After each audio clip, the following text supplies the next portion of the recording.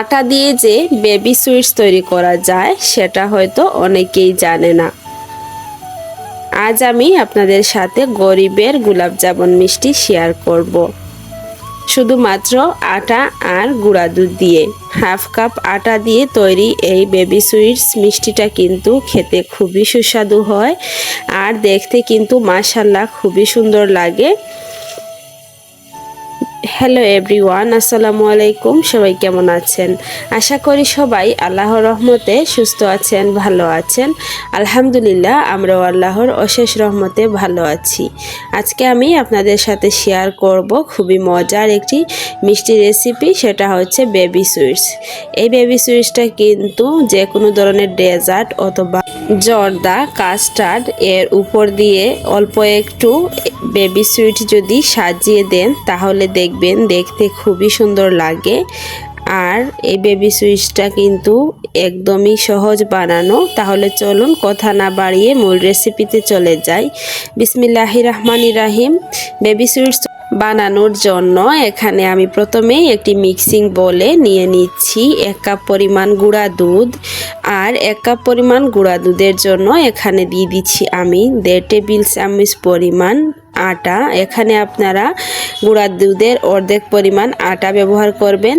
আর যদি আটা ব্যবহার করতে না চান তাহলে এখানে ময়দাও ইউজ করতে পারবেন, কোনো সমস্যা নেই। আর এখানে কিন্তু ফুল ক্রিম গুঁড়া দুধটাই নিতে হবে। আমি এখানে ফুল ক্রিম গুঁড়া দুধটা নিয়ে নিয়েছি। এখন আমি এটাকে ভালোভাবে ময়ান করে নিব। এর জন্য এখানে আমি দিয়ে দিচ্ছি সাদা তেল। আপনারা চাইলে ঘি দিতে পারেন, ঘি দিলে কিন্তু মিষ্টির ফ্লেভারটা খুবই ভালো আসে। আর এখন আমি এখানে দিয়ে দিব বেকিং পাউডার। বেকিং পাউডার দিয়ে দিচ্ছি হাফ চা চামচ পরিমাণ। দিয়ে ভালোভাবে সব কিছু একসাথে মিশিয়ে নিব।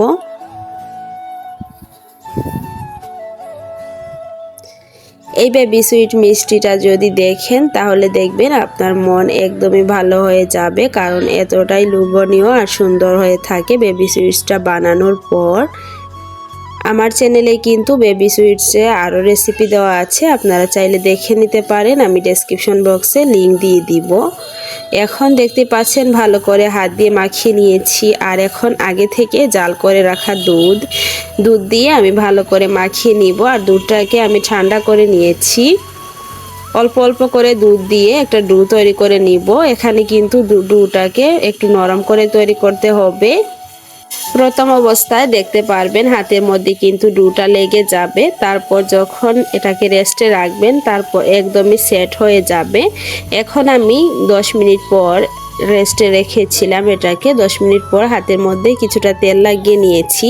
আর এখন আমি ছোট ছোট করে মিষ্টি শেপটা দিয়ে দিব। এখানে আমি বেবি সুইটসটা লম্বিভাবে তৈরি করব। এর জন্য অল্প একটু ডো হাতে নিয়ে এভাবে গোল করে প্রথমে শেপ দিয়ে দিচ্ছি, তারপর লম্বা করে শেপটা দিয়ে নিচ্ছি। প্লিজ আপনারা দেখে বুঝে নেবেন।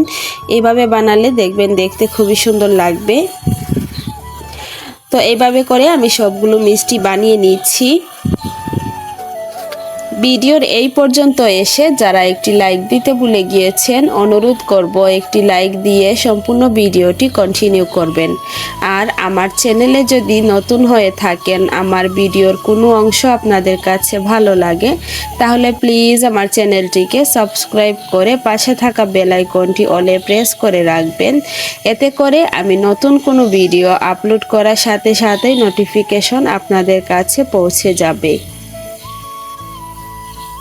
তো দেখতেই পাচ্ছেন একে একে আমি সবগুলো মিষ্টি তৈরি করে নিয়েছি। এখন আমি মিষ্টিগুলোকে ভেজে নিব। আপনারা আপনাদের পছন্দ মতো শেপ করে এই মিষ্টিগুলো বানাতে পারেন। মিষ্টি ভাজার জন্য এখানে আমি একটি ফ্রাই প্যানে তেল দিয়েছি। আর তেলটা যখন হালকা গরম হয়ে আসবে তখনই কিন্তু আমি মিষ্টিটা দিয়ে দিচ্ছি। তেলটাকে বেশি গরম করে কিন্তু মিষ্টিটা দেওয়া যাবে না, এতে করে মিষ্টিটা ফেটে যেতে পারে। তো দেখতেই পাচ্ছেন মিষ্টিটা দেওয়ার সাথে সাথেই কিন্তু মিষ্টিগুলো একদম ফুলে উঠেছে। আর ফ্রাই প্যানের হাতা ধরে আমি এভাবে একটু নেড়ে দিচ্ছি। প্রথমেই কিন্তু চামচ দিয়ে নাড়া যাবে না। যখন দেখবেন মিষ্টিটা ফুলে এরকম উপরে বেশে উঠেছে তখনই একটা চামচের সাহায্যে অনবরত নাড়তে থাকতে হবে। তা না হলে কিন্তু মিষ্টিটা এক সাইড থেকে কালার আসবে আর অন্য সাইড থেকে কালার আসবে না। তাই এভাবে চামচ দিয়ে অনবরত নাড়তে থাকতে হবে।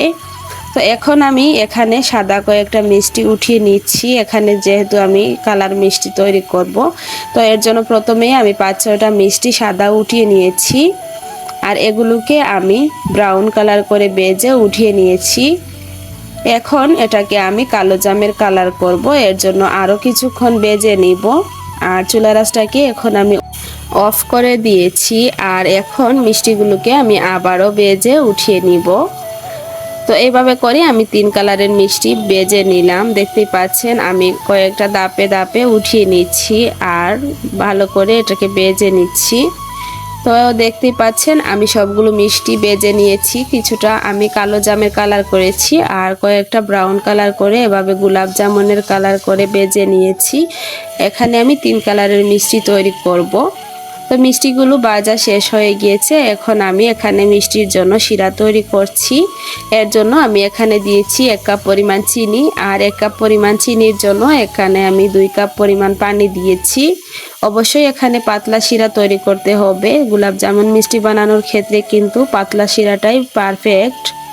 এখন আমি এখানে আগে থেকে রেডি করে রাখা মিষ্টিগুলো দিয়ে দিচ্ছি। এখানে একটা দিক খেয়াল রাখতে হবে, মিষ্টিগুলো কিন্তু ভালোভাবে ঠান্ডা করে নিতে হবে আর শিরাটা থাকবে গরম। এই অবস্থায় কিন্তু শিরাতে মিষ্টিটা দিয়ে জাল করে নিতে হবে, তা না হলে কিন্তু মিষ্টিটা চুপসে যাবে। যদি গরম মিষ্টি দিতে যান তাহলে দেখবেন মিষ্টিটা কিন্তু চুপসে যাবে। এখন আমি মিষ্টিটাকে ভালোভাবে জাল করে নিয়েছি আর 2 ঘন্টা আমি মিষ্টিটাকে রেখে দিয়েছিলাম। 2 ঘন্টা পর ফিরে এলাম। দেখতেই পাচ্ছেন মিষ্টিগুলো কতটা ডবল হয়ে গিয়েছে ফুলে আর এক একটা মিষ্টি কতটা সুন্দরভাবে শিরাটা স্যুপ করছে আমি আপনাদেরকে দেখিয়ে দিচ্ছি। এখন আমি একটা মিষ্টি আপনাদের সাথে ভেঙে শেয়ার করব। দেখবেন কতটা সুন্দরভাবে ভিতরটাও পারফেক্ট হয়েছে। তো এই ছিল আমার আজকে বেবি সুইটসের রেসিপি। আপনাদের কাছে কেমন লাগলো প্লিজ কমেন্ট করে জানাবেন। সবাই অনেক বেশি ভালো থাকবেন, সুস্থ থাকবেন। দেখা হবে পরবর্তী কোনো ভিডিওতে। আল্লাহ হাফিজ, আসসালামু আলাইকুম।